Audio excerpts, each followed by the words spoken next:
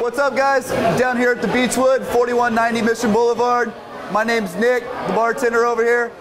Just having a couple beers. Tonight we're specialing the Firestone IPA. You guys come on down and let's see what happens.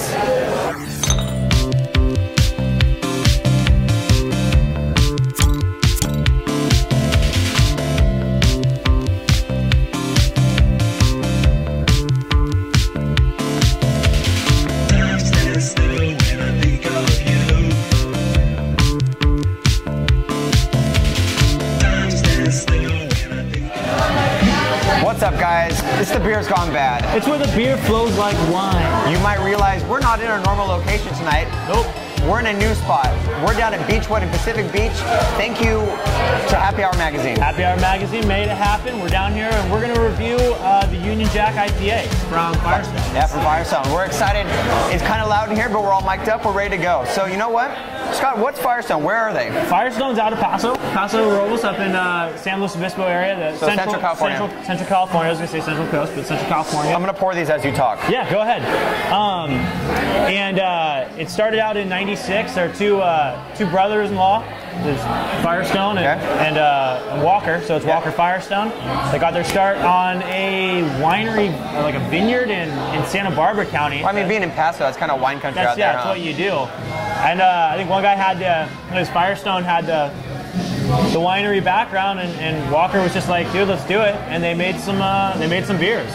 This beer, the Firestone, the Union Jack, is an IPA, obviously, so you're going to get that really hoppy idea. But what we read, though, is that it's dry hopped 3 separate times, giving that really upfront, nosy, kind of like piney, citrus kind of aroma to these things. And not being pasteurized, you really want to drink this within, they recommended 110 days, from the born on date on the label here. There's a skate video going on behind us, dude, and it is just... All right, so the ABV in this guy is going to be 7.5%. I mean, that's pretty standard for an IPA. Yeah. That's 6 to like 8% kind of thing. I'm going to show you the label here. Boom. Bazinga.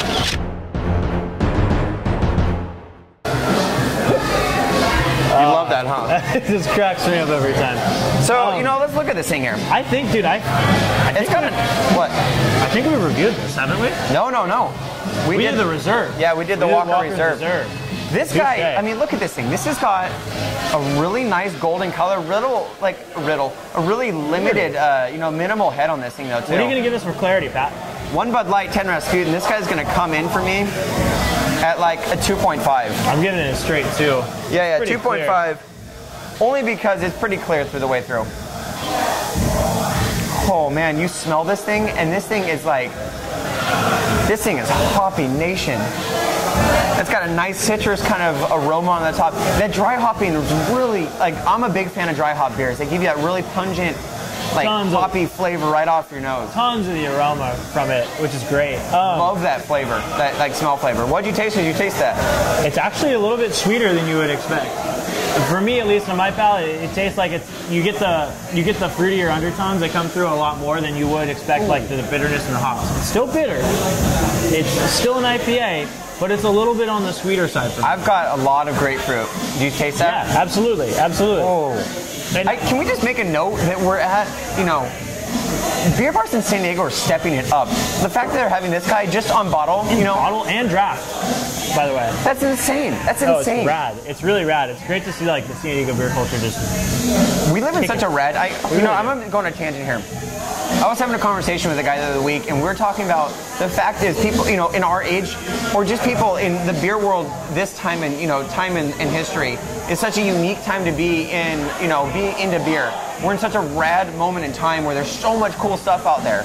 What's rad, when we met the guy from Denver too, and we were talking about Scott Brewing, and he was saying how it's a bummer you can only get it so many places because the microbreweries, just the nature of being a microbrewery, you can only distribute to within your region, to such a small area, and that's what I kind of think makes it cool too. I think it's actually what makes it. Oh, so you're saying you like that?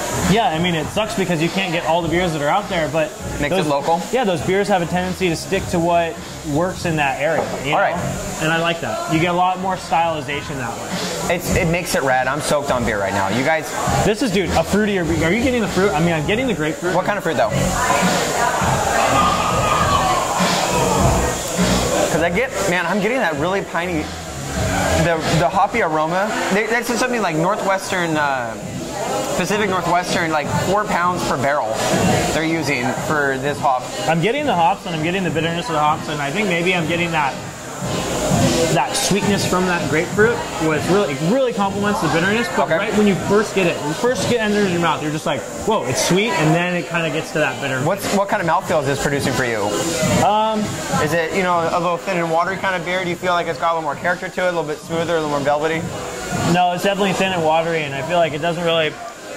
You're not getting a whole lot of carbonation out of this beer. There is some, but it's generally towards the back of your mouth as you're already kind of swallowing. Nothing crazy. A little fizzy, a little pop rocks-esque, but pretty much water. I'm gonna see. I don't know, dude. Maybe my tongue's just tasting something different. This is giving me very slight characteristics of that 90-minute IPA from Dogfish Head. Not on that same level by any means, but a very similar type texture on my palate when I'm tasting this thing.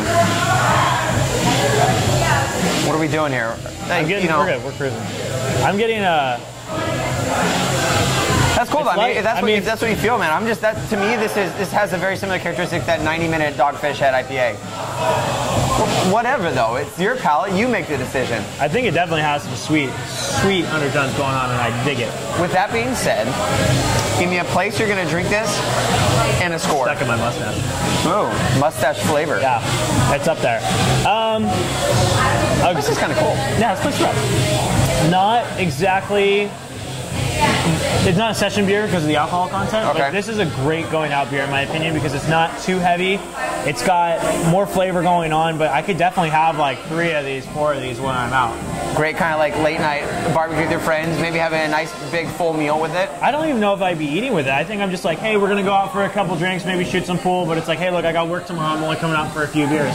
This is what I'd be drinking. I'm gonna give this guy 1 at the bottom, 10 at the top. This guy's really good. And I know we're big hopheads on this show. I'm gonna give this guy an 8. I think this is a great beer. I'm right there with you, an 8. Between a 7.5 and an 8. It could go either way for me, 7.5 or 8. But it's a great beer. It's got all the right flavors. It's not insane by any means, but it's a really good beer. Enjoyable IPA. It got a 99 out of 100 on Rate Beer, and it got an A- on Beer Advocate. So you're right there. You know, it's going to be a good beer. Firestone Union Jack IPA. And it's got a bear and a lion getting ready to duke it out. You know you're drinking a manly beer then. You guys, this is The Beer's Gone Bad. Where the beer flows like wine. Thanks to Happy Hour Magazine for having us out here, and BeachWood for housing us and giving us some beers. Yeah, awesome. If you guys are in the area, check it out, PB. Yeah, we're right on Mission Boulevard. Until next time, I'm Pat. I'm Scott. We'll see you then, guys. Peace.